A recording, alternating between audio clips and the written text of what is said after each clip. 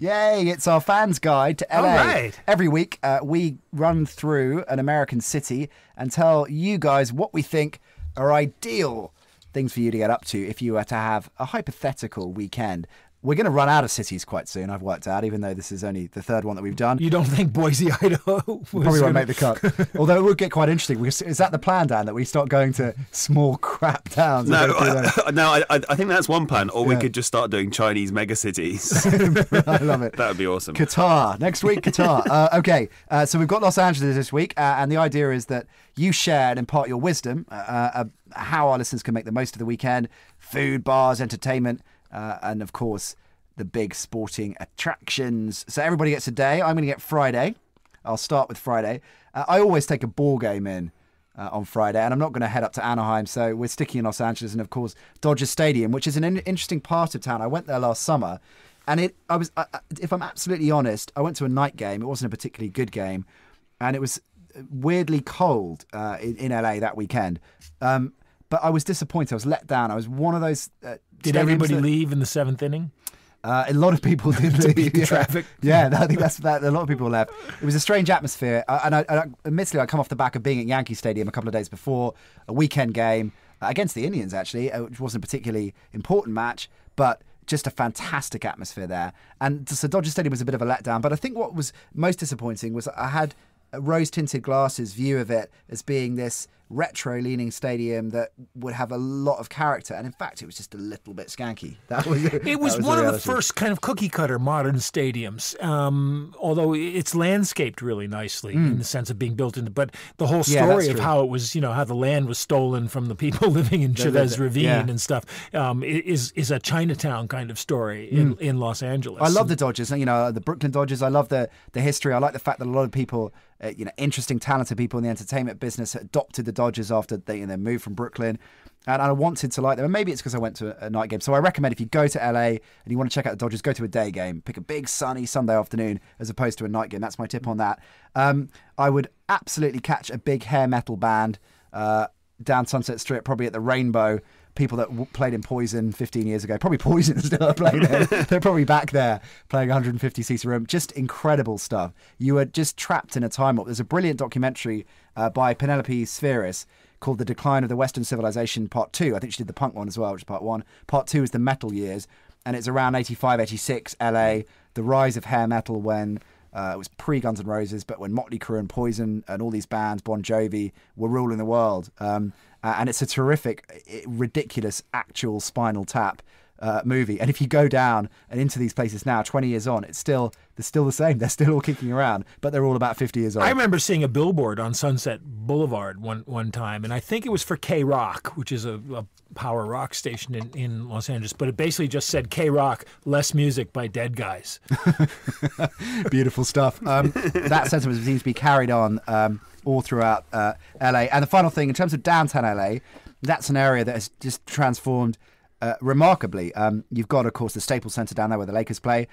LA Live, which is a very Blade Runner-esque modern build that just keeps on expanding, has been put in there. Some fantastic hotels. The Ritz-Carlton is there.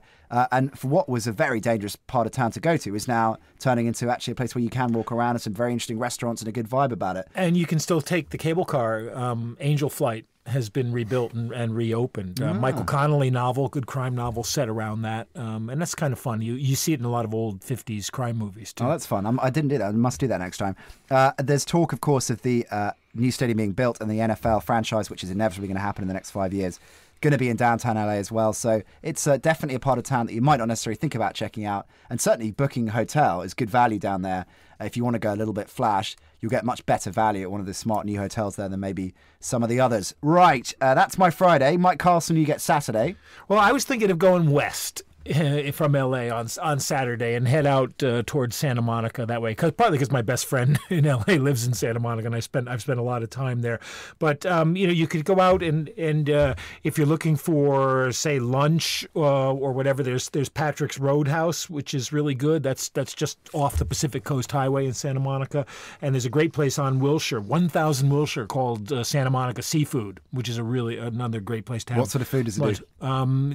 That stuff that comes out of the water. water, basically. Okay. A great raw bar if you like to eat it raw. Wow. And tell me about that. oysters, clams, Okay, all that kind okay. of stuff. Pismo Beach clams, and as W.C. Fields, remember he had a character called A. Pismo clam. I don't, but I'll take your So, word for it. Again, that's something Mike Hoskin and could then, be making up. You know, We if wouldn't know. you're out there, LACMA, back sort of going back toward town, the Los Angeles Museum of Art is a great place, and you could go there on your way to Westwood and see a college basketball game. But I love spending time just on the beach.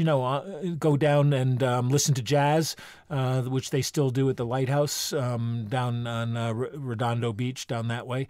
It's fantastic. Mike, what do you think? You covered the LA games, didn't you, in '84? Yep, 84. What do you think about a fairly stereotypical view that comes back from America, which is, I could live in New York, but I could never live in LA. It's too soulless. It's too empty. What do you think about that? There's a certain amount of truth to that. I had a friend who moved out there for a while and came back, and I said, "How do you like it?" He said, "It's great, but I have to finish everybody's sentences for them." A bit like this podcast, really. LA is it's a company town. It's a one industry town, and that can kind of get on you after a while. And you do also have the Raw sense, fish. Yeah, you do also have the sense that you do in like New Zealand or Australia, that everything in the world has happened by the time you get up. So there's no point in worrying about it or doing anything yourself. Yeah. So it does encourage that life. But I think there are a lot of places in LA where you can live a pretty good lifestyle.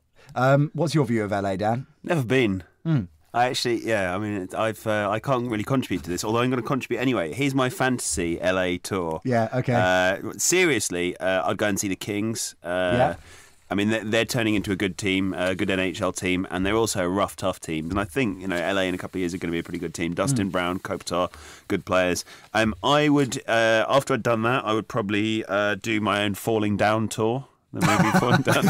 I'd go to all the places. Beautiful. I'd go to all the places that Michael Douglas went a bit mental in and Falling Down. I love it. If that isn't an official tour, let's start it. Yeah, but you must get a bazooka from a Holocaust denier. Otherwise, you can't honestly say that you've done it. Could we? I can see it. There's a business here. We could do a training day tour. Yeah, exactly. Training day and Falling Down on the same day. Are you man enough? The morning and the afternoon. Exactly. Brilliant. You got to smoke PCP and go out with Denzel Washington. Brilliant. So there's that.